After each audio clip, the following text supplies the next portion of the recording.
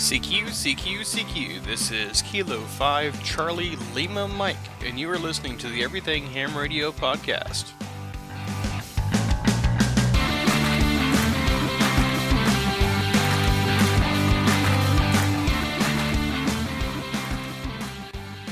Hey everybody, and welcome back to the Everything Ham Radio podcast. In this episode, we're going to continue our emergency preparedness series. Last week, we talked about the different types of training that you should learn in order to prepare yourself for an emergency or a major incident. Today, we're going to be talking about things that you should do. We're also going to be talking about the Davie Cooper City Amateur Radio Club in our Amateur Radio Spotlight a little later on. You can find the show notes for this episode, for further reading, and for all the links that I'm going to be talking about in this episode at everythinghamradio.com/podcast/10. So, on to the topic of the day. First off, probably the most important part of being prepared is to know your equipment. Now, whether that's being actually getting out and using it, or reading the manuals, or whatever you need to do to understand how your equipment works, how to program it, how to set up your antennas, how to plug it in, how to get power to it. All these things go into effect when you're trying to when you're setting up for a emergency situation. Let's say like an incident comes up and you are requested to go to the Red Cross Center and set up a station. Well, you go there, you have to know where to get power from. You have to know how to set up your antenna. You have to know how to set up your radio, what channel it needs to be on, what tone you need to put in, all this information. There's been times in the past when I've done this where there had been somebody on the net that didn't really know how to use their radio, and they bump it or something. Let me back up a little bit here. Okay, somebody in their club programs the radio for them. They get their license, they buy the radio, and somebody in the club programs the radio. Normally what they'll do is just turn the knob to change the channel on the radio, and that's pretty much the gist of what they use the radio for. So anyways, you fast forward again to what we were talking about just a second ago. You're sitting on an event and they somehow bump a button on the keypad of their radio and turn off the tone. Well, they can still hear the net. If you're on a repeater or something like that, they can still hear what's going on. But when you call them to ask them a question and they respond back, they won't get back into the repeater. And, sometimes if they don't know how to actually program their radio, they won't understand that they turned off the tone. And this has happened to me before. I've had people trying to call into net, and I wouldn't respond to them because they weren't making it into the repeater because they had turned off their tone. So it's always a good idea and always good practice to know how to program your radio, know how to set a frequency manually, know how to change the tone on your radio or change the offset on your radio or whatever. So know how to use your own equipment, and if you're working with a group that has, say, prepackaged bundles or go packs with all the equipment inside already and everything already programmed and stuff, make sure that you know how to use that equipment as well. There is some groups out there that have that. There's some that have made their own equipment. And speaking of go packs, next week we're going to be diving into this little subtopic of this a little bit further, and I hope to get some good examples for y'all. So if any of y'all out there have made a go pack, please leave a comment below in the show notes, with a link if you put it on a website, or pictures, or just a list of what you have in your go pack. share this with everybody, and maybe we can kind of like put it all together, and everybody will get a little bit more knowledge. Now, for me, on my Go Pack, I just have a duffel bag, and with bits and pieces like jumpers and antennas and extra batteries and a charger and connectors and stuff like that. Some people actually go out fancy and actually build like a tough box with a mobile radio built in with a battery on it and have the plugs on the outside and all that, which is actually really cool, but is a little bit more than what I can do personally, financially wise.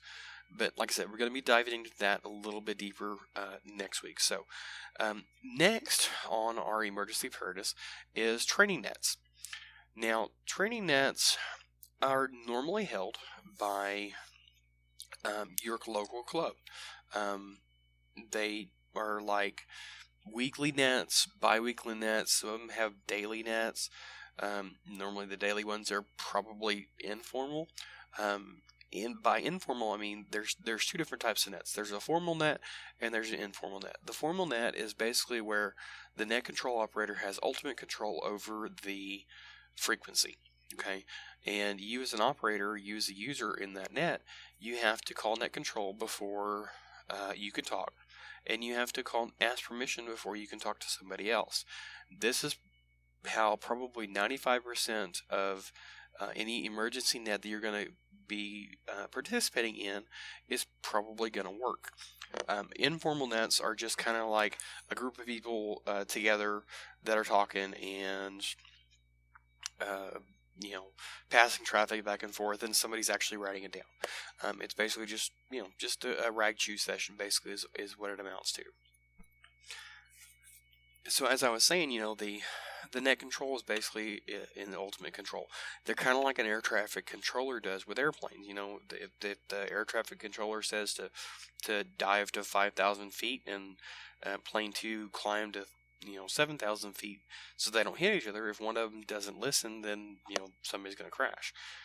It's not so life pertaining reaction stuff that is in amateur radio, but if you don't do what the net control says, or you do whatever you want to without telling the net control that you're going to do it, people have been lost. There's been several nets and stuff that I've been in, particularly like Skywarn, where somebody has moved locations or has actually gone to bed without letting net control know. They check into the net, they give a report, and then you don't hear from them again, and they go to bed. Or they go out to eat or something like that, and they don't check out. They don't tell the net control that they're not going to be there anymore. So whenever they go to call them or to close the net, they still have this one person out there, and the last place that they knew where it was at such and such location, and you can't hear them now. And maybe you call them on the phone if you have their phone number or something like that, and maybe they answer, maybe they don't. And if they don't, then you have people out looking for them, and that can get rather scary sometimes. So probably the second most important thing that you can do to prepare yourself for a emergency or a disaster or a major incident or something like that is to get involved. Get involved with your local Races team or Skywarn team, Aries team, even your local club. Most of the time, a Races team is affiliated with the local Office of Emergency Management, normally at the county level. For larger cities, you're looking at more the city level, but they're affiliated with some part of the Office of Emergency Management because that's what they actually work under. In order to be a Races member, you actually have to be certified, maybe is the word I'm looking for, by the emergency manager. So, get involved. Get out there. A lot of times the Races teams or clubs or Aries or Skywarn or whatever will have extra training that you'll need to take so that you can be on the team. And, this training is always good to take anyways, whether you actually are on it or not.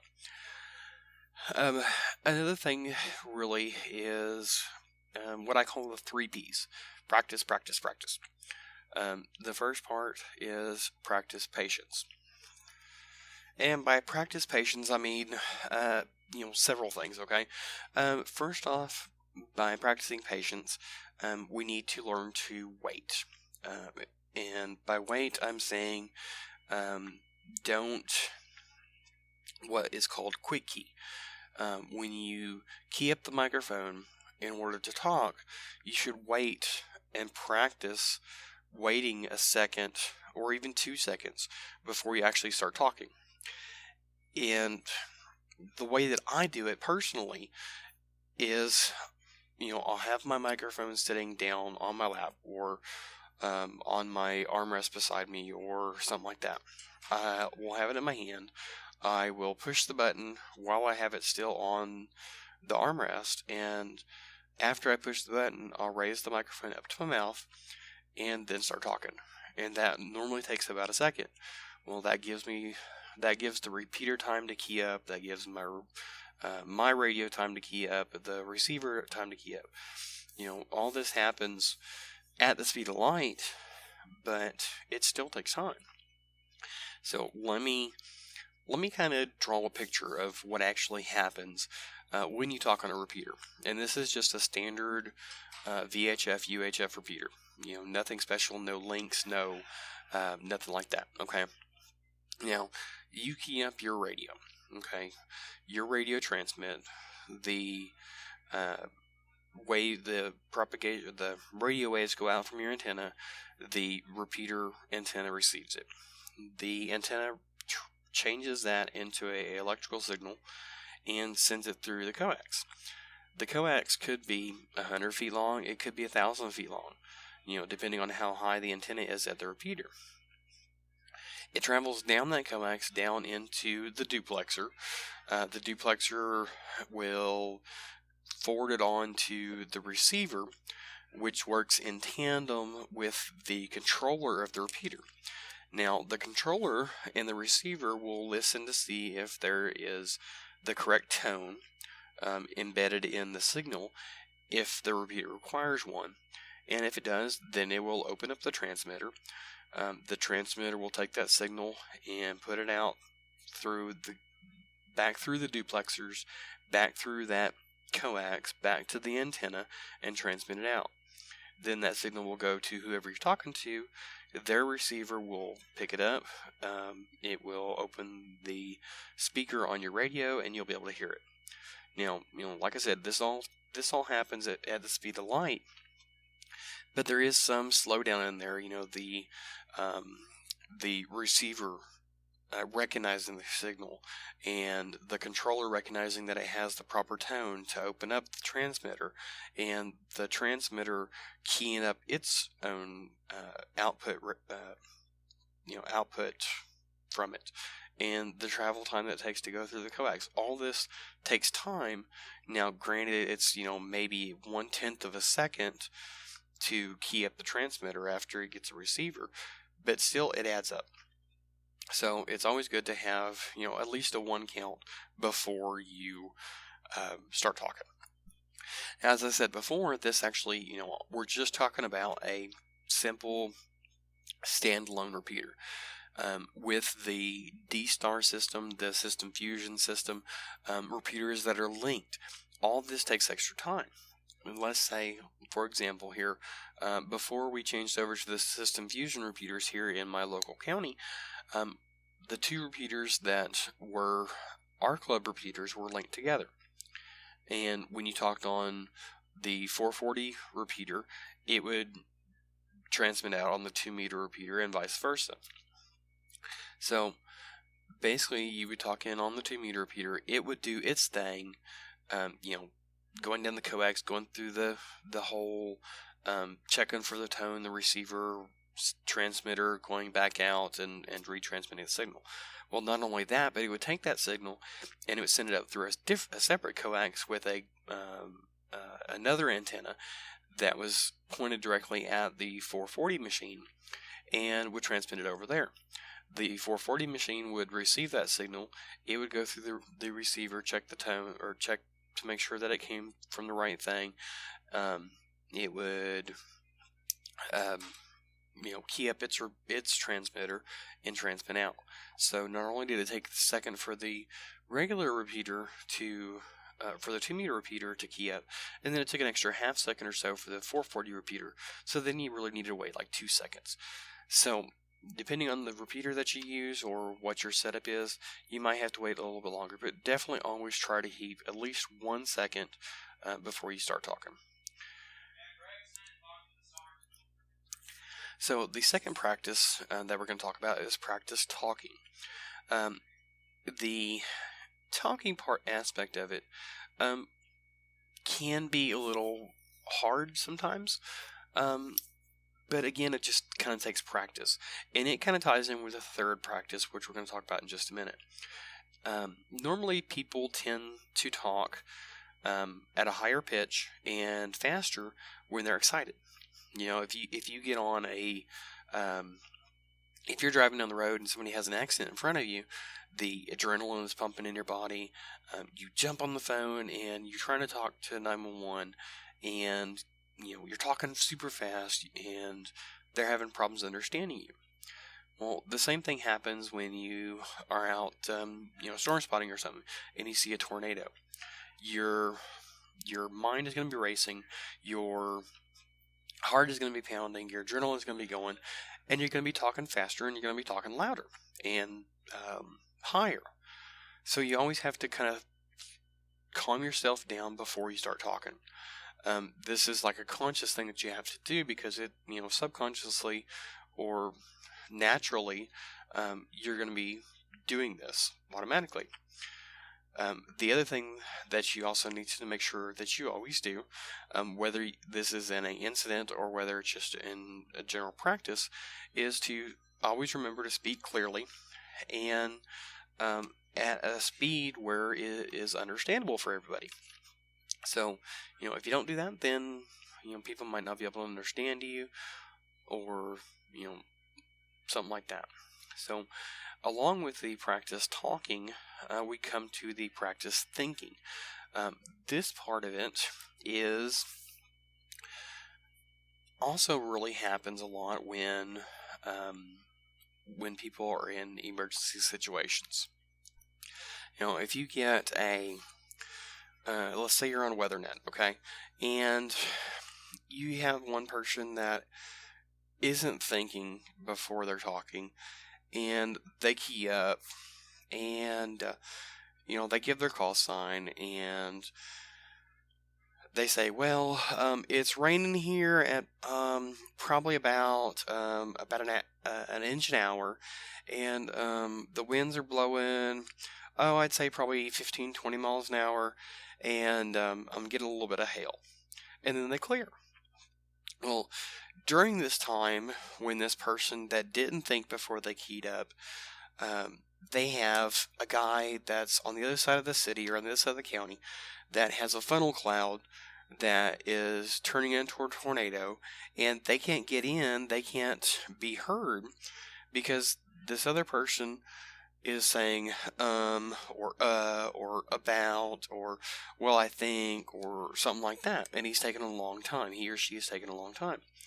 So rather than stumbling through a report or stumbling through what you're trying to say, stop and think about it and get what you're going to say in your head, and basically get on and get off.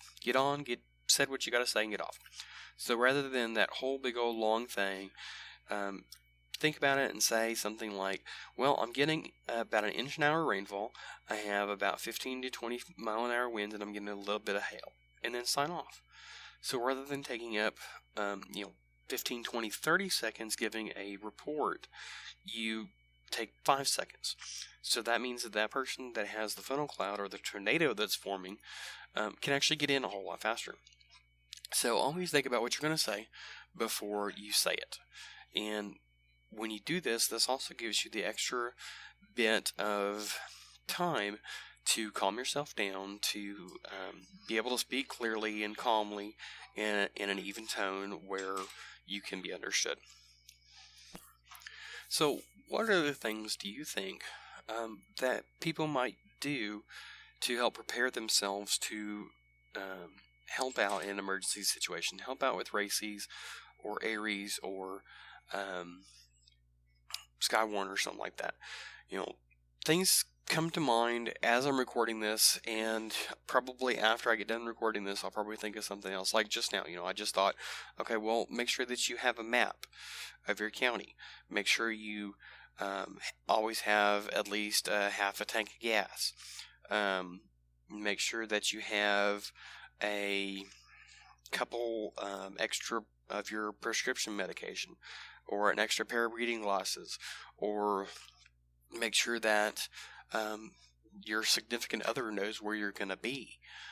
All these little things come to mind when you're trying to prepare yourself. Have a NOAA weather radio with you. Make sure your cell phone charger is in your vehicle, or you have access to it at a second's notice. That's one good thing to have in your Go Pack, which we'll talk about next week. So all these things, are really good. So what I'm asking you, my listeners, to do, I would like for you to go to the show notes of today's episode. And again, you can find that at everythinghamradio.com/podcast/10. That's 10, the number 10. Go there, leave a comment with what's your recommendation of what can be done to prepare yourself for assisting in emergency situations. What have you done? What do you do? Stuff like that. Also, I would greatly appreciate if anybody has a Go Pack, if they would send me a link or a write-up, a list of the stuff that you have in your Go Pack. Send that to me either via email at k5clm@everythinghamradio.com, or even maybe leave in the show notes for today's episode with that. So maybe I can include it in next week's podcast show notes. So email, I would prefer. If it's just a link, if you have a write-up or something like that on your website, you can tweet me at K5CLM, and I'll get that information there. Just make sure to do let's say hashtag ETH010. ETH010, hashtag ETH010, with your link to your Go Pack. Actually, let's make that ETH011, because that will be next week's episode. Oh, hey, guess what, guys? We made it to episode 10. That is so awesome. We are finally in double digits. I'm actually proud of myself. So, I guess that's about wraps it up. Let's go ahead and move on to the Amateur Radio Club Spotlight for today. So in today's Amateur Radio Club Spotlight, we have the Davie Cooper City Amateur Radio Club. Call sign is November Adam for David Charles. No, that's not right. November Alpha for Delta Charlie. Yeah, I think that's the correct phonetic alphabet this time. You can find them at www.dcarc.club/index.html. You can probably leave off the index.html and just do the dcarc.club. That's Delta Charlie Alpha Romeo Charlie Charlie Lima Uniform Bravo. Yeah, I think that's about right. So, anyways, you can find their website at that. You can also go to my show notes for this episode at everythinghamradio.com/podcast/10, the number 10, and get links to all this. There's also a link to their Facebook group, so head on over to the show notes and check their website out. The Davie Cooper City Amateur Radio Club was established in May 1st, or on May 1st of 2010. They have monthly outings. They make HF, I guess QSO parties maybe type thing. They host a bi-weekly 2-meter net. They do field day. They have other special events that they work on. They have weekly lunches. So they seem to be a pretty, quote, radioactive, end quote, group. That's what's on their website. Their mission, as stated on their website, is to further the exchange of information and cooperation between members, promote radio knowledge, fraternalism, I think that's how it's sounded out there, and operating efficiency. Their club dues are only $10 a month, so that's pretty cheap. So if you are in Davie, Florida, or going to be in Davie, Florida, or planning on moving to Davie, Florida, or anything like that, check them out. Their bi-weekly nets are on the first and the third Thursdays of each month at 7:30 p.m. Their repeater is the 147.210 repeater. It has a positive offset and a 131.8 tone. Again, that's 147.210, positive offset, and a 131.8 tone. They have their monthly meetings on the first Monday at 7:30 p.m. At the Moose Lodge in Davie, Florida. They even do testing every meeting before the meeting at 6 p.m. It's when it starts. This is at 6. Meeting is at 7:30. So if you are in the area and need to upgrade or whatever, head on over there. Tell them that I sent you. Like I said a little earlier, they have weekly lunches every Friday at 12:30 p.m. at the Ye Old Falcon Pub in Davie, Florida. They go there and they invade the restaurant, and they have a little meeting room in the back that they take over, and website says that the waitresses know them by name and stuff like that, and if you get a card from there, you get like a free meal every third meal or something like that. So if you're in Davie, Florida on a Friday, head on over there and introduce yourself as a ham. They have HF outings, usually on the third Sunday. They meet at the Vista View Park in West Davie. They normally start about 7:30 according to the website, and it lasts until everybody decides to go home. So it sounds like a pretty fun time. The club seems to be pretty active, and they even have a fairly large library. They have several books on their website listed that are available for members to check out. So it seems to be a pretty neat little group. They're only almost 6 years old, and they seem to be pretty active. They have a fairly good size amount of members, from what I can tell. I don't remember off the top of my head exactly how much was on their website, but it looks to me maybe 30 or so. So it looks to be a pretty good sized club, and they appear to do quite a bit. So again, head on over there if you're going to be in Davie, Florida, and check them out. So anyways, that about wraps it up for the Amateur Radio Club Spotlight for this month. Again, we're talking about the Davie Cooper City Amateur Radio Club in Davie, Florida. So head on over to our show notes, get the links to their websites, check them out. Talk to them on HF. That call sign is November Alpha 4 Delta Charlie. Tell them that K5CLM sent you. Anyways, I guess that about wraps it up.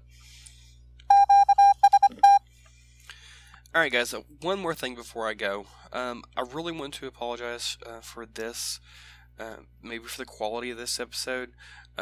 I really had a hard time editing after the fact, trying to get all the noise out. There is some background hum in there. I am really working on that. The laptop that I use, it has a really loud fan. I mean, you can hear it from like across the room, and I have to have it sitting on a cooling pad in order to keep it working really good. So I apologize if y'all hear any hum in there. This episode was really rushed for me. I was sick this week, and you can probably hear it in my voice. I was really sick Friday. I actually also got 2 new foster kids this last Wednesday. We finally got moved into our new house, and I've been kind of running around like a chicken with my head cut off with all these changes. So I promise next week will be better, and please bear with me as I go with this episode especially. And again, I apologize for any quality. I did do the best that I could while trying to edit out the background noise and anything like that. I am planning on, now that I'm in a new house, I am planning on eventually getting a new microphone and doing it on a desktop computer. Hopefully, well, it'll have to be from home, so hopefully the audio quality will get better, and we will continue on with these podcast episodes. So anyways, I have to run. It is 6:15. I have a meeting at 7, about 30 miles away, and I still need to get supper, and I'm in charge of the meeting, so I'm going to wrap this on up and see if I can get going. So 73, y'all. Hey everybody, once again I'd like to say thank you for listening to this episode of the Everything Ham Radio podcast. If you like what you heard here, head on over to our website. There's lots of information there that I'm sure you're going to love. You can find it at everythinghamradio.com.